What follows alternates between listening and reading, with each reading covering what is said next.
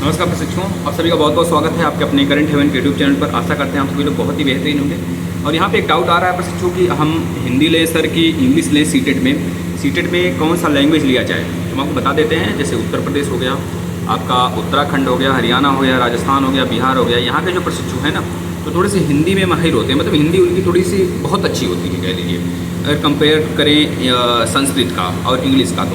तो बच्चे क्या करते हैं, जो लैंग्वेज फर्स्ट और सेकंड होता है, लैंग्वेज फर्स्ट में बच्चे अधिकतर बच्चे मैक्सिमम बच्चे क्या हिंदी ही लेते हैं। मैक्सिमम क्या सारे बच्चे हिंदी ही ले लेते हैं। लेकिन ऑप्शन वहाँ पे बच्चों को दिक्कत करता है जब सेकंड पेपर के लिए, सेकंड लैंग्वेज सेकंड के लिए वो जब संस्कृत और इंग्लिश में से चूज करने लगते हैं तो बच्चों को समझ में नहीं आता किसका मतलब क्या लिया जाए।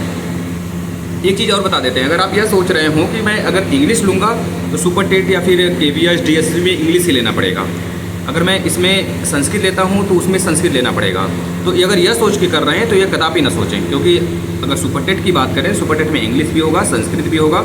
अगर आप इसमें इंग्लिश लेंगे तो उसमें आपको इंग्लिश संस्कृत दोनों देखने को मिलेगा, कोई दिक्कत नहीं होगी, सभी लैंग्वेज उसमें देखने को मिलेंगे। तो यहाँ पर सिर्फ पासिंग के लिए आपको एक लैंग्वेज सेलेक्ट करने पड़ते हैं सीटेट में। अब देखिए यूपी टेट का लेवल और सीटेट का लेवल दोनों बहुत ही अंतर है, समझ रहे, ज़मीन आसमान का अंतर है। तो यह नहीं समझेंगे कि हम यूपी टेट में संस्कृत लेकर पास हुए थे तो सीटेट में भी संस्कृत ले लें, पास हो जाएंगे। आपको पूरी चीज़ें क्लियर करेंगे, बस आप अंत तक बने रहिएगा। देखिए, जो बच्चा संस्कृत, इंग्लिश और हिंदी लेना चाहता है, हिंदी तो बच्चे फर्स्ट में सेलेक्ट ही कर लिए होते हैं, लेकिन संस्कृत और इंग्लिश में बच्चों को यह समझ में आता है, नहीं आ रहा हो कि बच्चे क्या लें, तो उनको सबसे पहली चीज़ है कि प्रीवियस ईयर पेपर ध्यान से पढ़ना चाहिए। और इससे पहले हम बता देते हैं आपको, देखिए जो आपका सीटेट है इसमें 50% पेडोलॉजी पूछा जाता है। 50% पेडोलॉजी यानी कि 75 नंबर पेडोलॉजी पूछे जाते हैं। 15 नंबर हिंदी, 15 नंबर आपका संस्कृत भी रहेगा, 15 नंबर आपका इंग्लिश भी रहेगा। हिंदी, संस्कृत और इंग्लिश ये चीज़ें रहेंगी 15-15 मार्क्स की।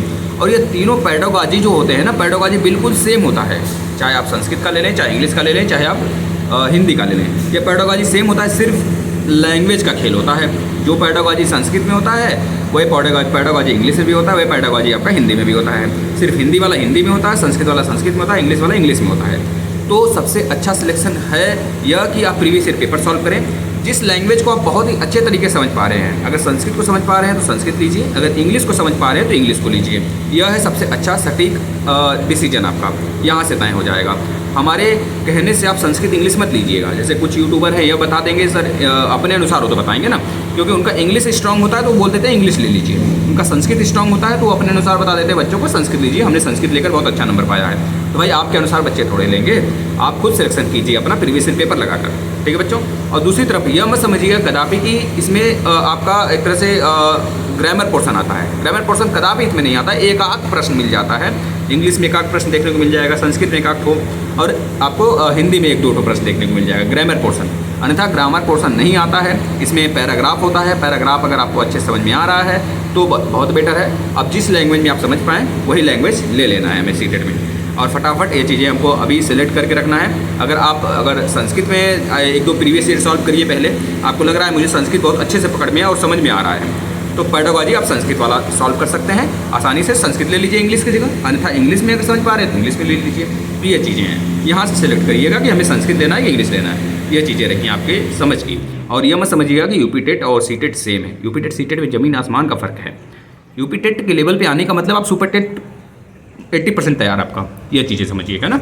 तो आप अभी यह चूज कर सकते हैं प्रीवियस ईयर पेपर सॉल्व करके कि मुझे कौन सा लैंग्वेज लेना है। धन्यवाद।